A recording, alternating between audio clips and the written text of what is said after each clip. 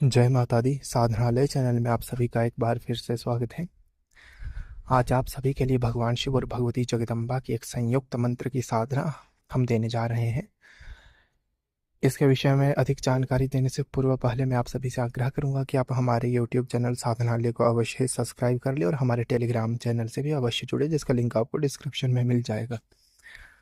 तो आज का जो यह विषय है, यह उन सभी साधकों के लिए बहुत ही उपयोगी सिद्ध होगा जो भगवती के उपासक है अथवा भगवान शिव के उपासक है, या दोनों ही स्वरूपों को संयुक्त रूप से लेकर चलते हैं। क्योंकि आज जो मैं आपको मंत्र देने जा रहा हूँ वह भगवती और भगवान सदाशिव का संयुक्त मंत्र है, जिससे दोनों की ही पर्याप्त कृपा, अत्यंत कृपा व्यक्ति को प्राप्त होती है। जो व्यक्ति अपना तपोबल बढ़ाने के लिए मंत्र की मांग कर रहे थे, उनके लिए भी यह सर्वोपरि मंत्र है। क्योंकि ये अपने अभी तक अनुभव रहे हैं कि इस मंत्र के जब से इतनी अधिक ऊर्जा बनती है, इतनी अधिक ऊर्जा का निर्माण होता है कि फिर आगे साधक जो भी अन्य साधना करे उसमें 100% सफलता उसको प्राप्त होती ही होती है। और इस साधना का जो विधान रहेगा वह भी बहुत सरल है। कोई भी साधक, चाहे भगवती के किसी भी स्वरूप का उपासक हो, भगवान सदाशिव के किसी भी स्वरूप का उपासक हो, इस मंत्र की साधना को अवश्य कर सकता है। यह मंत्र गौरी शंकर का है। गौरी शंकर मंत्र के नाम से इस मंत्र को जाना जाता है। इस मंत्र की जो साधना विधि है वह भी अत्यंत सरल है। आपको बस सामान्य रूप से सबसे पहले तो थोड़ी सी जो साधना सामग्री चाहिए वो मैं आपको बताता हूँ। आपके जो साधना काल में आसन वस्त्र होने चाहिए वह सफ़ेद पीले रखें। सफ़ेद अथवा पीले एक कलर का कोई, इसमें एक रंग का आप उपयोग कर सकते हैं। और इसमें जो माला रहेगी, जप के लिए पंचमुखी रुद्राक्ष माला लेनी है। और आपके शरीर पर भी रुद्राक्षी माला आपको कंठ में तो अवश्य धारण कर लेनी चाहिए। यदि पूरी माला न धारण कर पाए तो रुद्राक्ष का, किसी भी रुद्राक्ष का कोई एक मन का आपको अवश्य ही धारण करना चाहिए, जब के समय तो अनिवार्य रूप से। जैसे दो मुखी सर्वोत्तम है, तत्पश्चात यदि आपकी जैसी भी सामर्थ्य हो उस हिसाब से आप रुद्राक्ष ले सकते हैं, बस बशर्ते वह बिल्कुल ओरिजिनल होना चाहिए। फिर यह साधना आप कभी भी कर सकते हैं। जैसे सावन चला है, सावन में कभी भी साधना को शुरू किया जा सकता है, किसी भी सोमवार से अथवा किसी भी शुभ योग से इस साधना को आप शुरू कर सकते हैं। अन्यथा कोई मुहूर्त देखने की आवश्यकता नहीं है। जब आप इस साधना को प्राप्त करें, इसको शुरू कर सकते हैं। आपको करना यह है कि सर्वप्रथम तो आप दोनों संध्याओं में भी इसको कर सकते हैं। त्रिकाल संध्या करते हैं तो तीनों काल की संध्या में इसका कर सकते हैं आप जब, अथवा यदि आप व्यस्त रहते हैं तो दिन में कोई भी एक समय आप सुबह का, रात्रि का, साय का निश्चित करके उस अनुसार आप साधना में बैठ सकते हैं। स्नान इत्यादि कर ले, वस्त्र धारण कर ले, दिशा उत्तर या पूर्व रखे।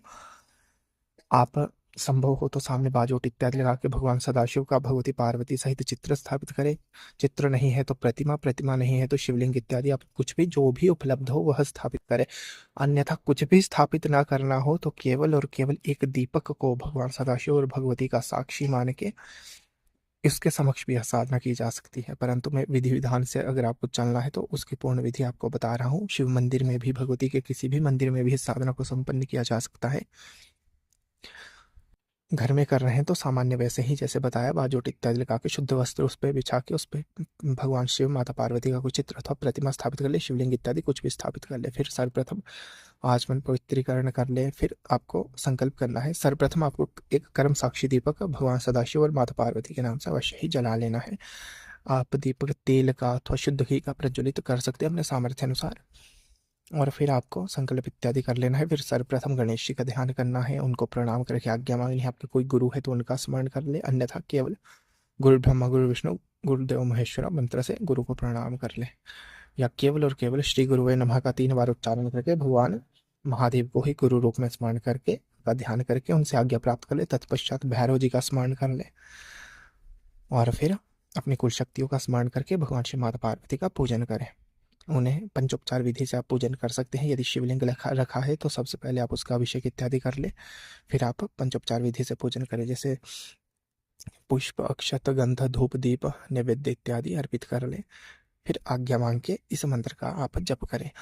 आपको मंत्र और पूर्ण विधान आपको डिस्क्रिप्शन में भी मिल जाएगा, उसका लिंक मैं दे दूंगा, वहाँ से आप पीडीएफ प्राप्त कर सकते हैं। आप जो डिस्क्रिप्शन में लिंक दिया गया है उस पर क्लिक करके रिक्वेस्ट करें, और फिर आपको जिस ईमेल के माध्यम से आप रिक्वेस्ट करेंगे आपको उस ईमेल पे वह पीडीएफ मिल जाएगा। और फिर उसमें मैं पूरे पवित्रीकरण, आचमन इत्यादि के संपूर्ण मंत्र भी दे दूँगा, ताकि आपको यदि पता नहीं है तो उन मंत्रों का उच्चारण करके आप यह पूर्ण विधान को कर पाए। फिर आपको इस मंत्र का जप करना है। मंत्र भी आपको उसमें पीडीएफ में मिल जाएगा। सरल सा मंत्र है, कोई दीक्षित अदीक्षित का विचार नहीं है। सभी लोग, स्त्री पुरुष बालक वृद्ध, सभी इसको आसानी से कर सकते हैं। अपने सामर्थ्य अनुसार अधिकाधिक माला का जप करें, कम से कम 11 माला का तो जप अवश्य ही करें। इस मंत्र को आप जितना अधिक करेंगे उतना अधिक आपके लिए उत्तम है। इस एकमात्र मंत्र को यदि आप पकड़ देते हैं तो भगवान महादेव के समस्त गण, भगवती की समस्त योगिनी एवं भैरव आपके रक्षण में सदैव तत्पर रहेंगे। इस मंत्र को आप अपना आराध्य मंत्र बना लेते हैं, चाहे आप दीक्षित है चाहे आप अदीक्षित है, कोई इसमें फर्क नहीं पड़ता है। अगर इसको आप प्रतिदिन जप करते हैं, आपने नियम ले लिया कि इस मंत्र का आपको प्रतिदिन जप करना ही करना है, फिर चाहे आप आजीवन जप करिए, आप इसकी कृपा शीघ्रातिशीघ्र ही अनुभव करेंगे। बहुत ही उत्तम मंत्र है ये। इसका आप प्रयोग अवश्य करें। आप साधना यदि इसकी करते हैं तो उन दिनों में, आप जितने दिनों का आपने संकल्प लिया है, पूर्ण ब्रह्मचर्य इत्यादि का पालन करें, आहार विहार की शुद्धता रखें। और यदि सामान्य दिनों में भी आप जप करते हैं तो कोई इसका अतिरेक प्रभाव आप पर नहीं पड़ेगा। आप सामान्य गृहस्थ जीवन में रहते हुए भी प्रतिदिन इसका जप कर सकते हैं। आपको मतलब अगर आप प्रतिदिन जप कर रहे हैं तो आपको नियम इत्यादि पालन करने की आवश्यकता नहीं है। बस आपको जप से पूर्व संकल्प लेना है, जप करना है, और जप के बाद उनको, बाबा मैया को यह जप अपना समर्पित कर देना है, बस पर्याप्त है। इतना यदि आप प्रतिदिन करते हैं तो आपका जीवन, आप शीघ्र ही देखेंगे कि उसमें कितना परिवर्तन आ रहा है। जो साधक कोई साधना नहीं करते हैं, किसी को कोई मंत्र प्राप्त नहीं है, तो इस मंत्र को आंख बंद करके प्राप्त करके इसका जब आप शुरू करते, देखिए शीघ्र आपकी आध्यात्मिक उन्नति कैसे होती है।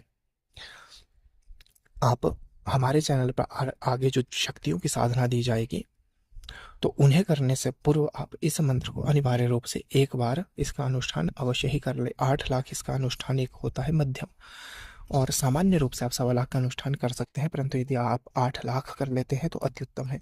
और यदि 8 लाख का भी आप 4 गुना कर लेते हैं, क्योंकि कलयुग में 4 गुना अधिक माना गया है जब करने का, तो इतना यदि आप कर लेते हैं तो भगवान और भगवती की इतनी कृपा आप पे हो जाएगी कि फिर आपको कभी असफलता का मुंह नहीं देखना पड़ेगा, अपने प्रारब्ध के और कर्मों के फल अनुसार भी। इतनी कृपा बाबा मैया की आप पे अवश्य हो जाएगी।